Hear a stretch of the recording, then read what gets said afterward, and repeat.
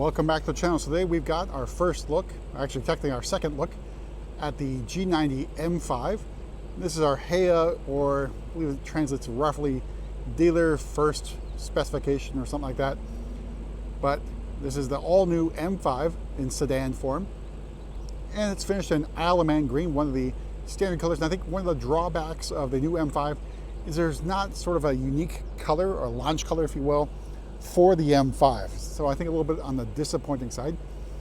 And of course, it also weighs a lot. So curb weight is roughly 1,000 pounds more than the F90 M5 comp. So around 5,300 pounds, maybe a little bit more than that. Let's begin up front with our headlights. So basically from the 5 Series. And you can see sort of like the quotation marks, shadow line lights, a dual headlight design, plus cornering light. Then moving to the grille. Now this iconic glow kidney grille is a separate option or part of the executive package, and this one's pretty well equipped. We could only spec color on the exterior and interior. Everything else was built by BMW for dealer cars. And then we got M5 badging in the grille there with silver outline. Air intakes, the grille doesn't look exactly like the i5 or regular 5 Series. Very similar though. Parking assistance camera on the driver's side there. Sensors there for driving assistance or driving assistance pro. This car is available with active cruise control as an option or driving assistance pro. However, it does not have the highway assistant. Down below, you got gigantic air intakes for the car. It's also very open, very common with the M vehicles. See the oil cooler at the bottom there exposed. Is this an issue? Potentially, especially if you get unlucky with a rock or some other debris going into that intake, which is wide open. In terms of fender flares, they do exist, so the car is wider at the front and the back on the regular 5 Series. I think really a first for the M5. Otherwise, old M5s were basically sort of like stealth vehicles. All right, so over on the side, we got the style 951Ms, the bicolor wheel, which is, I think, my preferred design. I think it's the 952s are a little bit too busy. Then we have the M compound brakes with the red calipers. They are 6-piston calipers. And I believe the disc size is around 16 inches for the front. The rear has a single piston floating caliper. This is a fixed caliper at the front, consistent with all the other BMW lineup. Now the tires, you could get Michelin Pilot S5s. This one got the Hankook Ventus, which I think is probably a pretty good tire, just not the tire I was looking forward to on our M5. You can see the charging flap there, because this is obviously a plug-in hybrid. Now, it does borrow that powertrain, if you will, from the XM. And you can think of the XM as the mule for the M5. All right, so other thing of note, in the Hofmeister kink area, we have the M5 badging, consistent like the 5 Series, which has just a 5 there, so in case you forget what you're driving, M5 is right there. See carbon fiber roof, part of the carbon package on the M5 sedan. Now, it does drop some weight compared to the panoramic glass or Sky Lounge glass panel that you have there, standard on the car. 66 pounds is what BMW claims. If you get the carbon ceramic brakes, that drops 55 pounds approximately from the weight of the car. Out back, we have a very aggressive looking gurney flap here in carbon fiber. Then we have the M5 badging outlined in silver, and taillights, of course, from the 5 Series. Down below, we have our quad exhaust, and right there in the middle there is the reversing light. Now, try and make sure that we get some exhaust sounds out of this one. It does sound pretty good. There's that 3/4 view. You can see those fender flares.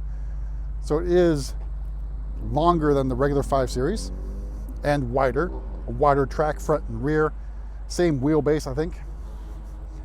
And the battery, it's all in the floor there. Now, battery size, I think net, gross, I think is around 22 kilowatt hours, and the net capacity for, at least for the US market, is just a little bit over 14 kilowatt hours. So what does that translate to in terms of range? I think the EPA estimate is about 25 miles of full electric range. But let's go inside, go over, pricing and options on this M5. See, carbon fiber mirror cap's part of that package as well. So opening up, we have the Silverstone and black merino leather. It is an extended leather. Now, full leather will become available in 2 colors, basically 2 bicolors, beginning with March production. One of them is black and violet, and the other one is a color from the XM. I think it's like Blue Lagoon. I can't remember if it's Silverstone or something like that, but bicolor is the way BMW has been going with vehicles. Door card, you got leather here on the door card. Feels like hard plastic here, and there's some textile thing going on there. I'm not sure what the material is in the upper portion of the door card, but it does sort of feel like leather, but I'm not 100% certain. Hard plastic definitely on the lower portion of the door card. All right, and the seats. So we have M5 badging that lights up in the basically the head restraint area there, but these are pretty comfortable seats. Now again, I haven't really driven this car much, but they appear to be quite comfortable. Now, go down here, we have adjustments for side bolster. I'll have to double check, but it might be lumbar support here. Side bolster adjustments can be made through the iDrive screen. I'll show you what that looks like momentarily. Now, this is a powered crumb catcher. Again, you cannot control it from these little things here on the seat. It's through the iDrive menu, but you do have the thigh support or crumb catcher available to you. Then, new for the 5 Series, we have M5 badging, because I'll make sure that you know what you're getting yourself into with the M5. You see interaction bar here, and then here's your seat menu. Lock and unlock, door handle from the standard 5 Series, carbon fiber trim, Barrows and Wilkins sound system, which is included in the vehicle. It's not the Diamond surround sound system though. All right, so just noted that don't have the window sticker on the inside, so we're gonna have to go outside to discuss that stuff. So this is the M steering wheel, flat bottom steering wheel. We have M badging, we got M stitching over here, controls for cruise control. Then you got your shift paddles, not in carbon fiber, so that is in high gloss black plastic. We have gigantic M1 and M2 buttons here. Then we got the stripe at the 12 o'clock in red. In front of me, iDrive 8.5 live cockpit. Now, because this car hasn't been charged completely yet, it's showing you how much power is in the vehicle right now, so it's 1.4 kilowatt hours. Then we have the heads-up display and the rest of the curved display in iDrive 8.5. And then you got your vent controls here, plus where the air is blowing, carbon fiber trim, interaction bar here. Dashboard.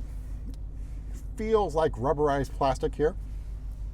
More carbon fiber trim, and then you have charging over here for wireless charging, and then nothing over here. We got our cup holders, and then USB-C charging ports down here. Red start stop button, drive selector nub, so gone is the gear selector, and then the embossed, well not embossed, but laser etched if you will, M badging in the iDrive controller, and a wheel for the volume. All your other buttons here for parking assistance, camera here, M hybrid, driving settings, setup, M mode, etc. All right, so because this is a plug-in hybrid, there is a fuel door button, so that's right there. You have to press that to basically vent the fuel system in order to open it and refuel, because you are going to need to refill a lot. So on a full tank, again, this is not taking into account some driving habits. Range is about 260 miles indicated right now. Of course, you can also do better or worse depending on how you drive this beast. All right, so let's also talk about some of the options in here. So mDrive Professional, so I go into setup here, that's going to get you a little bit more in terms of configuration. So we're going to go into configuration here. So you have the drivetrain, Comfort, Sport, Sport Plus, nothing crazy about that. Now, M Hybrid, this is going to be different. So if you get mDrive Professional, you're going to get 2 more settings here, Dynamic Plus and Dynamic. So if you don't get it, you're getting just Hybrid, Electric, and E-Control. So Dynamic Plus, BMW describes this as a qualifying thing for track use. So getting you the max power for about less than 10 minutes or so of the system. Dynamic would be more of like an endurance track session, if you will. So you get a balanced support between full power and power. Hybrid is the default setting here. Electric is obviously the electric range. E-control, now that is going to basically charge the battery for you, and you're going to maintain a target. I'm going to go into that momentarily. But if you go into Sport or Sport Plus on the, let me just change that to Dynamic Plus. Change that to Sport Plus. So that's the most aggressive setting. Then you do have drive logic. Those are the shift stuff. So 1, 2, 3 levels. Energy recovery, how much you're going to recover energy. So a medium level, and a max level in terms of recovery for getting charged back into the battery. Chassis settings, steering settings, brake, it's brake by wire, DSC. So you also have, if we go into, turn it to off, you can change the MX drive to 4-wheel drive sport or 2-wheel drive. So unfortunately, I don't see a setting for traction control. So there's no 10-stage traction control with the N-Drive Professional. I think it's a little bit less expensive. Go into the driving settings, got the drivetrain and chassis. So you can do default here for electric on start. All right, and of course you do have charging settings. So this car, this one in particular, max right now is 7.4 kilowatts. There is an update beginning with, I think, November production, where you can get, I think it's 11 kilowatt hours of charging, or 11 kilowatts now. I think it's going to be a software update as well. But charging time's pretty decent on level 2, looking about 3 hours or so. All right, let's hop outside and take a look at the window sticker. All right, starting price, the 2025 M5 sedan is $119,500. Not too bad in terms of comparison to the F90. So leather and paint are included. Then driving assistance professional package, $1,700. Carbon package for $3,100. The exec package for another $1,850. Everything else is included there. M-Drive professional for $900. Then carbon fiber trim for $300. Everything else is included. Get down, you have a gas guzzler tax of $2,600. So MSRP, this particular example, $131,125. Here's the estimated figures for MPG, which is obviously very, very low. So 14 miles per gallon, 50 miles per gallon equivalent. You have roughly 27 miles of electric range. All right, so opening up, here is the back of the G90 with the Silverstone and black leather.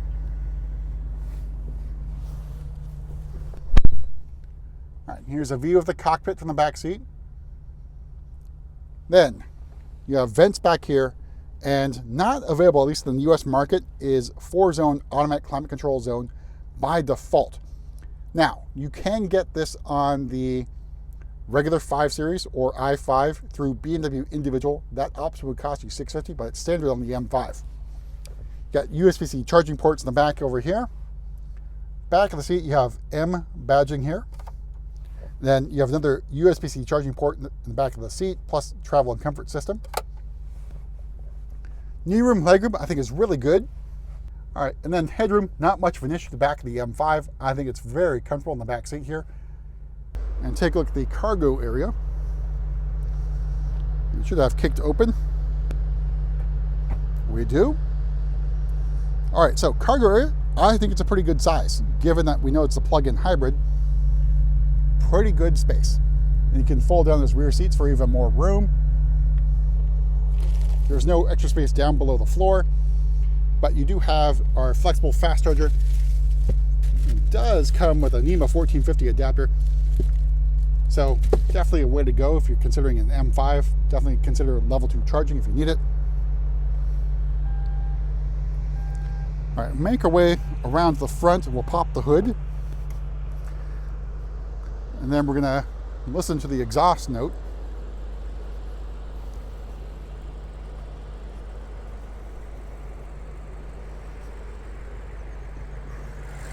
All right, so under the hood here is what BMW calls the XB1 power system. So it's basically an S68.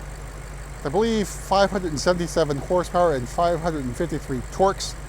Combined with electric motor, you're looking at 717 horsepower and 738 torques. So a monster improvement in horsepower and torque. All right, let's go ahead and grab the other microphone here and let's set up for some exhaust notes. Set up this microphone in the back here. Make sure we're in Sport Plus.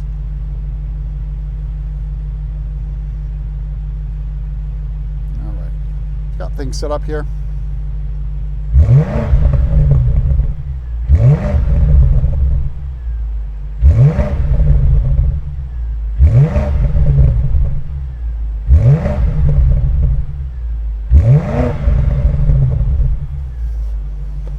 All right, so there are the exhaust notes from the V8.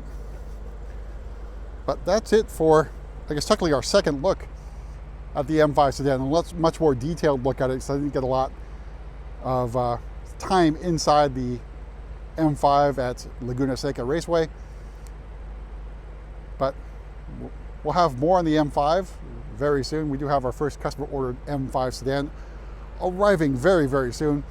Basically, this car just beat our first customer ordered car. Sat at the port for quite some time.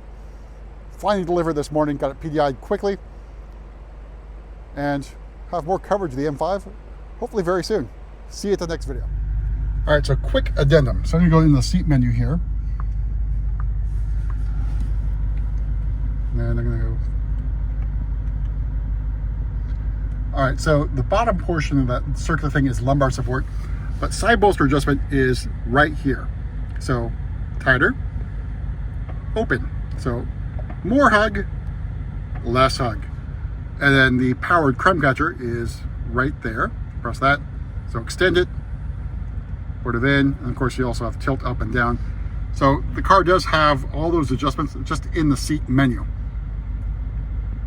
So that's it for our addendum to our M5 sedan video. First sort of really in-depth look at it.